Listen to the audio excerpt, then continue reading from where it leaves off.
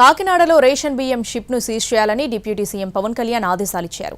అయితే ఈ విషయంలో లీగల్ గా చాలా చిక్కులున్నాయంటున్నారు అధికారులు. షిప్ సీజ్ చేసే అధికారం కస్టమ్స్ కు మాత్రమే ఉంటుందని చెబుతున్నారు. పవన్ ఆదేశాలిచ్చి 3 రోజులవుతున్నా ఎలాంటి నిర్ణయం తీసుకోలేక సతమతమవుతున్నామన్నారు అధికారులు. కాకినాడ పోర్టులో ఉన్న పశ్చిమ ఆఫ్రికా నౌక స్టెల్లా ఎల్ పనామాను సీజ్ చేసిన అంశం గందరగోళానికి తెరతీసింది. షిప్ ను సీజ్ చేయాలని డిప్యూటీ సీఎం పవన్ ఆదేశాలిచ్చారు. అయితే ఆ ఆదేశాల అమలుకు సంబంధించి పలు చిక్కుముడులు ఎదురవుతున్నాయి. ఒక దేశం నుంచి మరో దేశానికి కార్గో కోసం వచ్చిన నౌకను సీజ్ చేసే అధికారం ఒక్క కస్టమ్స్ డిపార్ట్మెంట్ కి మాత్రమే ఉంటుంది. అది కూడా ఆ నౌకలో స్మగ్లింగ్ వస్తువులను గుర్తిస్తే కేసు నమోదు చేసి కొన్ని రోజులు నిలిపివేస్తారు. అయితే కాకినాడ యాంకరేజ్ పోర్టుకొచ్చిన నౌకలో లోడైన రేషన్ బియ్యం స్మగ్లింగ్ కిందకు రాదని పోర్టు అధికారులు చెబుతున్నారు. కస్టమ్స్ చట్టం ప్రకారం రేషన్ బియ్యం స్మగ్లింగ్ జాబితాలో లేదని క్లారిటీ ఇస్తున్నారు. సముద్ర జలాలలో ఏదైనా నౌకను సీజ్ చేయాలంటే ఈ కేసుని అడ్మిరాలిటీ న్యాయస్థానంలో పిటిషన్ వేయాల్సి ఉంటుంది. అది హైకోర్టు పరిధిలోకి వస్తుంది. అడ్మిరాలిటీ న్యాయస్థానం నౌకలు వాటి బిల్లుల చెల్లింపుల వివాదాల కేసులను మాత్రమే పర్యవేక్షిస్తుంది.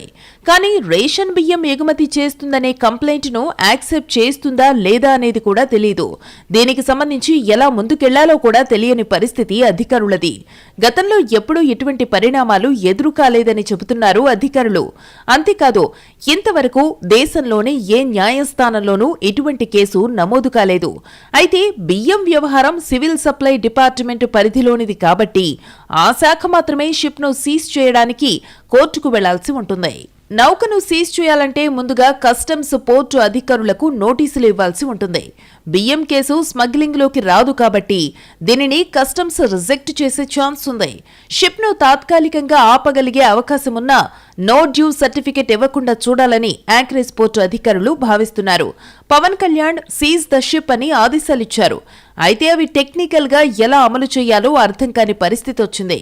దీనిపై అవతల పార్టీ కోర్టుకు వెళితే సమాధానం చెప్పాల్సి ఉంటుంది. వారు లేవనెత్తే అంశాలకు కౌంటర్ ఇవ్వకపోతే అది మరో సమస్యగా మారే పరిస్థితి ఉంది. దీనికి సంబంధించి ఎటువంటి నిర్ణయం తీసుకోలేకపోతున్నారు అధికారులు. మొత్తానికి డిప్యూటీ సీఎం షిప్ ను సీజ్ చేయాలని ఆదేశాలిచ్చినా అవి అమలు కాని పరిస్థితి కనిపిస్తోంది.